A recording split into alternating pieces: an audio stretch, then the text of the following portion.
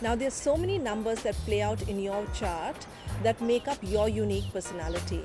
Now, one such aspect of numerology which is really missed, it's quite subtle, but it is an interesting one and does influence the way you approach life.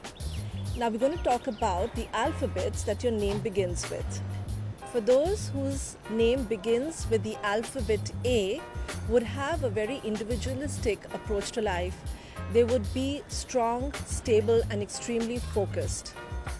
Those whose name starts with the letter B would not be as focused but quite inclusive, perhaps shy or timid, may lack certain initiative, but can be very compassionate and reach out to people with their sensitivity. Those whose name starts with the alphabet C can be very outgoing, fun-loving, positive thinking, but also extremely scattered and perhaps very talkative.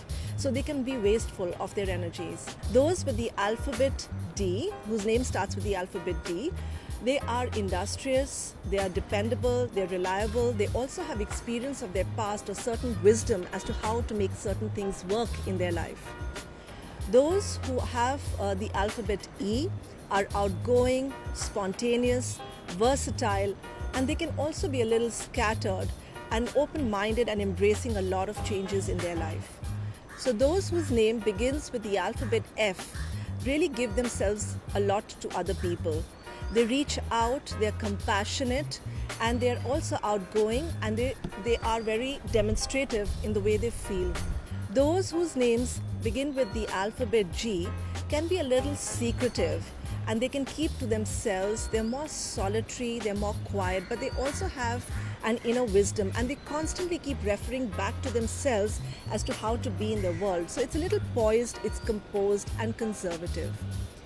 Those whose name begins with the alphabet H are very industrious, they are very practical, they get things done, they're great at management, they're very good builders of any place that they put in, whether it's work or at home. They're highly dependable people.